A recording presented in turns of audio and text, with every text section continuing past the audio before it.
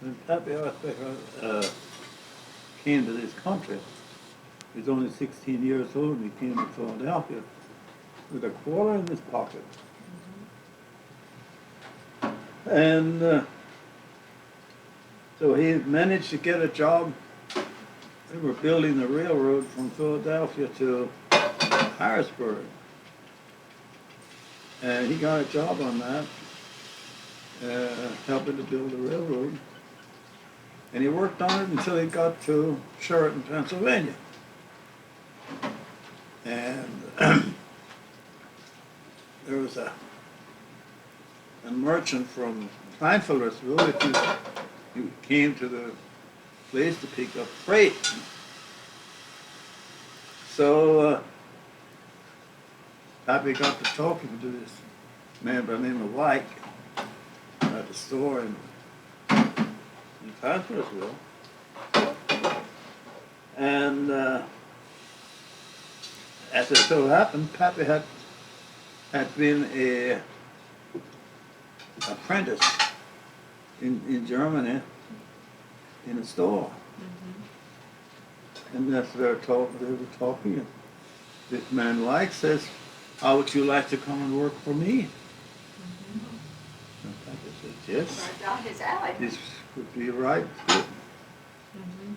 And he did, and this went maybe, I don't know, a certain length of time. And Pappy was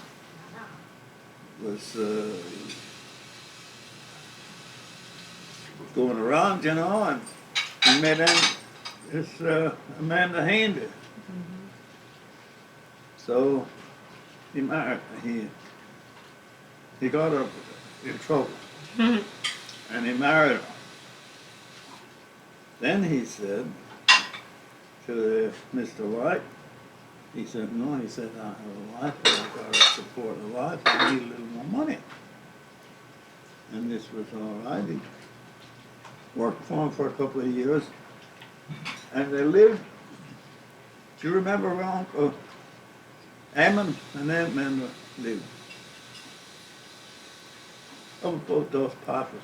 You know, and then just a few houses up and to the left. That's where Pappy lived, and he walked to Conversville from there back and forth. That's near where Mrs. Dinger used to live, Up for them. my teacher. And so they were married. After a while, the people that my grandmother worked for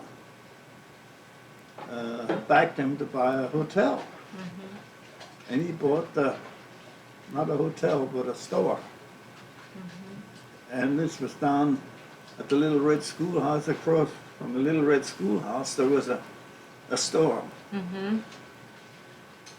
And he was in the store business there for a couple of years.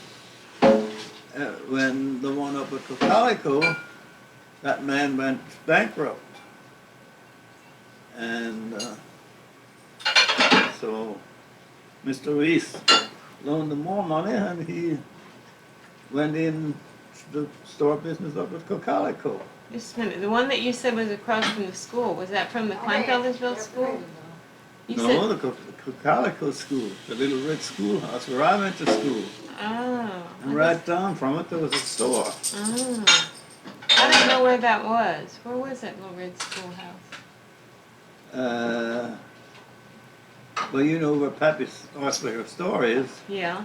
and you know where Mama's place was, my mother and father. Well, now, if you went from there up to the store and then turned right, and you went down towards Lanesford, Okay, yeah. and this little schoolhouse right on the corner. Well, anyways, so they bought this place, and then they had my mother, and this Willie. So Sally was the he eldest. was 4 years old. Oh. And No, wait. Was Sally the firstborn? My mother was the first, Sally was the oldest, and it was Emma. But anyways, in between Sally and Emma, this Willie took, and evidently they were living up at the Connersville yet, because that's where Willie got a hold of the poisoned gooseberries. This white boy had picked these gooseberries and put them in a tobacco box. And he was playing with them, you know. And he was a year or two older than Willie. So. And that's Wilhelm Friedrich Arzbecker? No. Willie was, yes, well, it was a Wilhelm. I don't know what else. I never heard of any other name. But anyways, this white boy, and he showed them to Willie, and he took some and he put them in his mouth and he swallowed them. And the white boy says to him, Billy, hast du sie gegessen? And Billy said, yes. He says, wenn du sie gegessen hast, tun sie dich in a box und geht schnapp und selber das Ende davon. And he said, that's a gift. It's poison. What had it been sprayed with? He says, if you ate those... Yeah, but well, I do want to know that, but what had it been sprayed with? Paris green. That was about the only poison that they put in vegetables at that time. But this little white boy says to him, if you ate those, they'll put you in a little box and they'll snap it shut, and that's it. And that's how it happened. He got awfully sick and he died. I wonder if he ran home and told them. Oh, yes, he did. He was big enough to know that. He was 4 years old. Happy Arzbecker, they never got over that.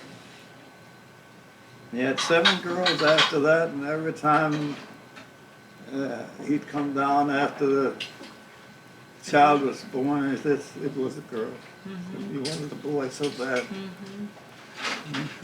So he would have had 9 in all. Huh? He would have had 9 in all if Yeah. Will had lived. Yeah.